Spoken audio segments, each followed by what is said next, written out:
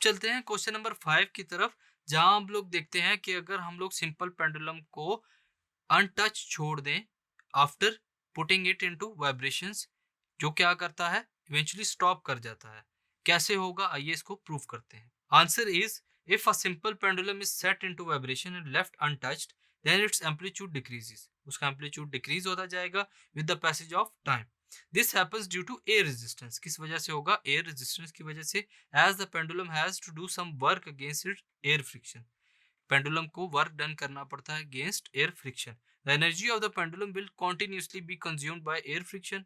वो continuously due to air friction क्या हो जाएगी, एनर्जी कम होती जाएगी and eventually damped oscillations are produce.